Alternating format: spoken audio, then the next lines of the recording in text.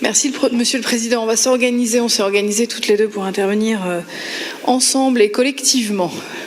Je crois que le règlement intérieur le permet, il n'y a pas de difficulté. Notre intervention va être basée en fait sur 4 points. Un premier point en fait qui est relatif à la communication et votre communication autour de cette question et autour de ce débat. Ensuite, ma collègue Isabelle fera un point sur la méthode de travail qui est proposée. Je reviendrai sur le périmètre de l'étude et nous reviendrons ensuite sur la gouvernance. Dans un premier temps, sur la communication autour de cette question. Monsieur le Président, vous avez décidé depuis que vous êtes installé en tant que président du Conseil régional de modifier un peu les sessions du Conseil régional. Et vous nous avez dit « j'ai envie de débattre et qu'il y ait plus de débats en session ». Pour avoir siégé sur le mandat précédent, je suis assez d'accord avec vous d'essayer de tenter d'avoir un certain nombre de débats et débats organisés. Donc vous souhaitez faire de ces débats organisés votre marque de fabrique. Et j'ai écouté l'ensemble des collègues et il y a donc 2 débats organisés, on va dire au-delà du budget, mais 2 débats organisés, 2 débats extrêmement importants. On vient d'en parler sur l'accessibilité et sur la différenciation. Permettez-moi de vous dire, mes chers collègues, que je suis relativement frustrée. Frustrée parce que dans les faits, il n'y a pas de débat. Chacun intervient, comme à notre habitude, avec nos formats de pensée habituels, avec un cadre plus ou moins cohérent, mais finalement, on ne va pas plus loin, on ne sort pas des règles. Donc pour l'instant, je suis frustrée, mais je vous fais confiance certainement que nous pourrons nous rattraper. Pour autant, cette frustration, elle l'est d'autant plus, puisque si on souhaite un débat organisé de qualité, eh bien il faut l'organiser. Sauf que vous ne nous avez pas donné cette opportunité de l'organiser. Là, je vais un peu vous parapher, monsieur Penel, mais je partage un peu. Nous avons été prévenus lors d'un communiqué de presse, mais ce communiqué de presse, il ne nous était pas adressé en tant que conseiller régional. Ça, c'était un premier point. Alors, que vous communiquiez, que vous preniez des initiatives, c'est tout à fait logique. J'ai eu un premier élément d'information en commission finances lundi après-midi par votre rapporteur général du budget. Alors c'est vrai que j'ai peut-être réagi un peu, pas violemment, vous me connaissez quand même, mais en me disant, mais très bien, mais pas de rapport, pas de point, pas de cadre, etc. On me dit non, mais c'est normal, le président de toute façon fera une intervention, c'est le président du conseil régional qui va organiser le débat. Et nous avons donc reçu, alors là je partage l'heure à 18h03 hier soir, je l'ai vécu en direct, j'étais en direct sur mon ordinateur pour préparer cette session et nous découvrons le rapport sur la différenciation. Et là, je dois dire, mes chers collègues, quand même une belle déception. Je ne peux pas appeler ça un rapport, c'est juste l'information qu'on connaissait déjà, qu'on va instituer un groupe de travail. Alors juste permettez-moi, et dedans je ne veux pas être d'une grande polémiste, mais permettez-moi que sur les prochains débats organisés, eh bien, organisez le débat et permettez-nous aussi d'avoir l'information un peu plus en amont pour pouvoir travailler le plus correctement. Là, on a tenté avec mes collègues, on va essayer nous aussi d'apporter des éléments. Alors, moi, l'idée n'est pas de philosopher sur différenciation, c'est quoi singularité, etc. Je ne pense pas qu'on en est là, surtout mon cher Jean-Michel, s'il faut en plus rendre la copie au mois de mai, ne philosophons pas, il va falloir passer à l'action. Sauf que sur les groupes de travail, on y reviendra tout à l'heure, on est un peu inquiet. Aucun groupe de travail pour l'instant de cette session n'a produit et n'a abouti à des rapports. Le mois de mai me paraît quand même être un mois qui est très tôt. Alors je comprends qu'il y a eu une précipitation. Précipitation parce qu'il y a eu la Corse. Précipitation parce que le président de la République a ouvert ce débat. Alors pour nous il est très clair. Et quand on nous entend, je ne pense pas qu'il faille quand même que nous arrivions avec une liste au Père Noël. Je crois qu'on ne sera pas légitime à vouloir faire tout. Parce que quand j'entends Jean-Michel Le Boulanger, on y reviendra, me parler d'évaluation des politiques publiques, pour en avoir fait, on n'aura pas le temps de les faire pour le mois de mai. À moins, on y verra tout à l'heure, que vous y mettiez des moyens extrêmement importants. Mais pour l'instant, je n'ai pas entendu de moyens afférents à ce groupe de travail. Donc ça va être compliqué. Pas de liste au Père Noël, ne pas être à la remorque de la Corse, parce que j'ai l'impression que même dans la presse, on nous compare beaucoup. On ne peut pas être comparé, je pense, à la Corse. On ne doit pas non plus le faire comme un caprice de la Bretagne. Je pense qu'il faut y voir un débat constructif, cohérent. Certains l'ont dit quand même dans ces bancs, que ce soit au service des Bretons et des Bretonnes, pour un service public plus efficace, plus proche, plus rapide et plus efficient. Mais je pense que là, nous serons tous d'accord. Un dernier point pour finir cette introduction, même si elle est un petit peu longue. Ma surprise aussi, Monsieur le Président, de ne pas vous avoir entendu sur le contenu. Vous êtes président du Conseil régional, vous avez forcément des idées, et je sais, vous en avez. Vous ne vous êtes pas exprimé ici pendant ce débat. Alors peut-être que vous allez le clore. Alors moi j'ai lu, puisque vous avez quand même écrit des choses et dit des choses, vous nous avez parlé de foncier, de fiscalité, de langue, mais pourquoi ? En introduisant cette session, vous n'avez pas pu développer ces éléments-là pour qu'on comprenne aussi là où vous avez envie d'aller et là où vous avez envie qu'on aille.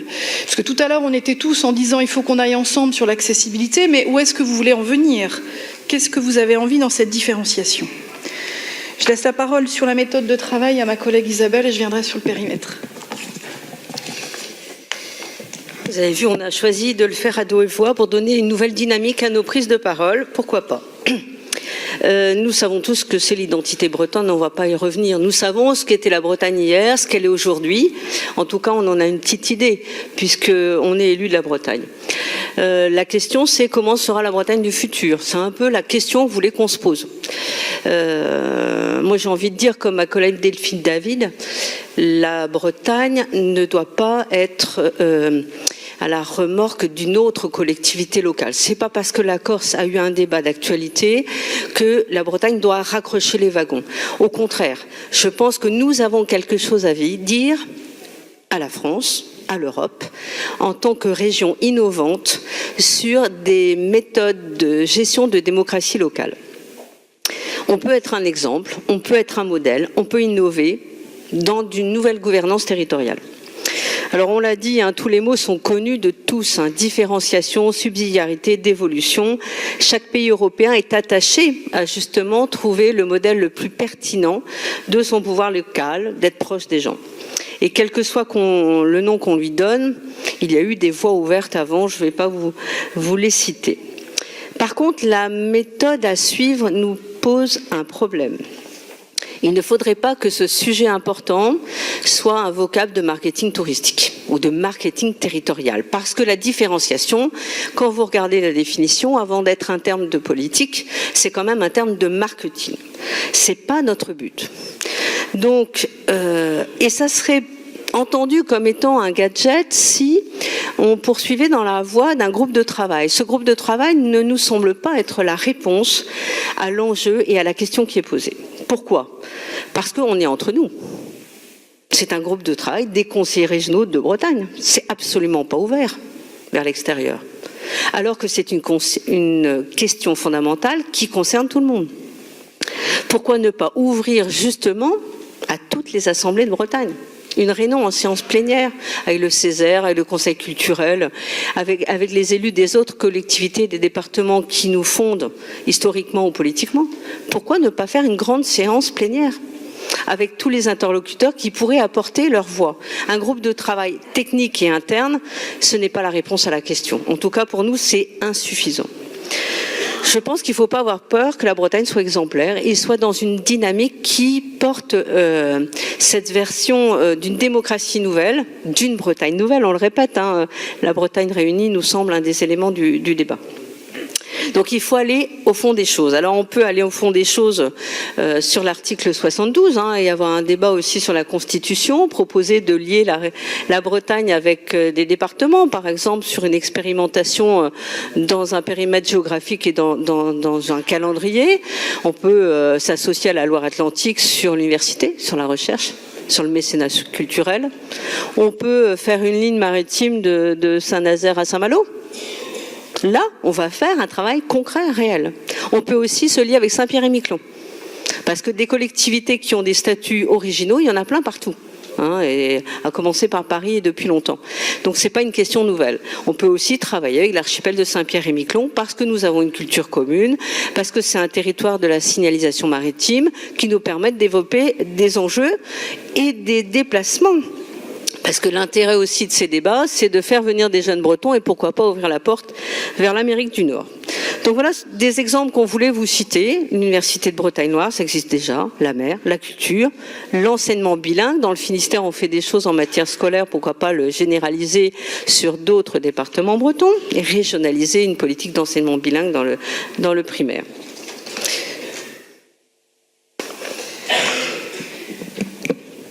Pour compléter la liste, et je profiterai aussi pour reparler un petit peu de ce cadre de travail, mais on a aussi pensé, ça a été des débats aussi sur une priorité peut-être sur l'orientation des jeunes. Juste un chiffre qui me consterne, c'est une étude qui a été réalisée par McKinsey sur l'emploi des jeunes en Europe. Et concernant nos jeunes Français, seulement 16% des jeunes Français déclarent avoir été suffisamment informés à la fin du lycée sur des perspectives professionnelles qu'offrent les divers cursus du supérieur. 67% feraient des choix d'études différentes s'ils avaient la possibilité de revenir en arrière. Est-ce que nous pourrions pas, dans le débat que nous avons aujourd'hui, pouvoir expérimenter, pouvoir véritablement avoir une politique cohérente de proximité sur l'orientation des jeunes ? Il avait été déjà question lors de la fameuse loi NOTRe, même si j'ai l'impression, en vous écoutant, qu'on est en train de refaire une loi NOTRe, mais sur la loi NOTRe, il avait été aussi question peut-être de régionaliser Pôle emploi. Est-ce qu'on a aussi un travail aussi ou des pistes en matière d'emploi pour être plus efficace, même si heureusement on peut s'en satisfaire, le chômage baisse, mais il doit encore baisser encore plus. Un autre point sur l'économie. Parce que nous sommes chefs de file en matière économique, donc si nous devions nous différencier, il serait peut-être de bon ton que nous puissions nous différencier aussi sur l'économie. Alors, j'aime pas trop ce terme, mais je voulais juste prendre un exemple, et c'est dommage que Pierre Karleski ne soit pas présent aujourd'hui, parce que je pense qu'il nous suivrait dans cette proposition. Je voudrais parler peut-être de la possibilité d'avoir des zones franches. Alors, j'aime pas trop ce mot, donc on pourrait le changer, ça pourrait être des zones d'accueil privilégiées des entreprises, mais est-ce que la région pourrait pas avoir un peu les mains libres pour définir un peu sur son territoire ? Et j'ai juste regardé ce qui se fait à l'international. Et à l'international, ces zones sont souvent proposées pour le développement économique du foncier dans les ports. C'est pour ça que je parlais de Pierre Karleski. Et également en lien avec des territoires qui sont proches de frontières. Je pense notamment aussi avec le Royaume-Uni, dans le cadre des droits de douane futurs liés à la fracture avec le Brexit. Enfin, vous le voyez, on a plusieurs exemples. Ce sont des exemples à véritablement voir s'ils sont pertinents. Pour l'instant, on jette des idées un peu de cette manière-là. Et simplement, justement, est-ce que, Monsieur le Président, vous nous donnerez un cadre de travail ? Parce que quand on écoute tout le monde, on est sur des nouvelles compétences, on est sous des nouvelles ressources. Nous, on aimerait bien être sur un nouveau périmètre. Vous l'avez bien compris aussi avec la Bretagne nouvelle. Certains ont parlé d'une nouvelle organisation institutionnelle. Rien ne nous interdit de proposer aussi une collectivité unique sur la Bretagne. Mais quel va être le cadre de l'étude pour le mois de mai ? Donc nous aimerions quand même avoir ces données. Est-ce que j'ai entendu que c'était l'évaluation des politiques publiques ? J'ai un peu compris ça, mais on l'a peut-être mal compris, Jean-Michel. Donc on a compris le calendrier, c'est le mois de mai. Mais alors du coup, les moyens ? Nous avons eu des moyens sur les groupes de travail et on ne critiquera pas. Ils ont fait, les collaborateurs que vous avez mis à disposition ont fait du travail. Aucune critique en la matière. Sauf que si nous avons juste un collaborateur pour faire ce travail pour le mois de mai, je pense que ça va être compliqué. Et je pense que là, les services seront d'accord avec nous. Donc, quels sont les moyens que vous allez attribuer à cette mission ? Quel est véritablement votre cadre de travail ? Est-ce que vous allez nous borner un peu ? Donc, voilà un petit peu quand même nos questions. Alors, on sera à force de proposition, on participera. Pour autant, on va être assez d'accord sur l'intervention si précédente, sur la composition du groupe de travail. Si déjà vous l'avez entendu, nous aimerions pas baser ce travail que sur un groupe de travail interne, ce serait, je pense, une erreur. Mais alors en plus, un groupe de travail composé tel qu'il est composé, c'est quand même un groupe de travail extrêmement déséquilibré. Donc il faudrait peut-être y revoir un peu dans cette composition. Mais nous avons toujours été un groupe actif, présent dans ces groupes de travail, force de proposition, donc nous continuons à l'être. rapidement, Monsieur le Président et mes chers collègues, on a envie d'être à la hauteur des enjeux et de ne pas faire les choses à moitié. Donc, on vous a parlé de nouvelle gouvernance territoriale. Il y a un élément peut-être qui manque, en dehors du fait d'ouvrir ce groupe de travail à tous les conseils régionaux qui le souhaiteraient. Pourquoi fermer la porte? C'est aussi les citoyens, parce que nous ne sommes pas en période électorale. Nous avons les moyens quand même, aujourd'hui, dans une démocratie moderne et numérique comme la nôtre, et connectée, d'interroger les Bretons par une e-consultation. C'est ce qu'on vous propose. C'est de demander aussi aux Bretons de s'exprimer. La démocratie numérique, elle a aussi, elle permet aux citoyens de participer à ce débat. Et qu'on soit un Breton à Kuala Lumpur ou en Amérique du Sud, il n'y a pas de raison. On a envie aussi de s'exprimer sur la Bretagne.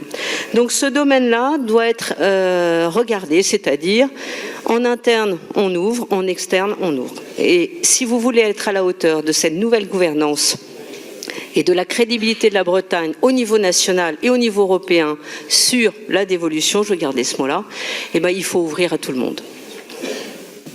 Merci. Merci. Merci.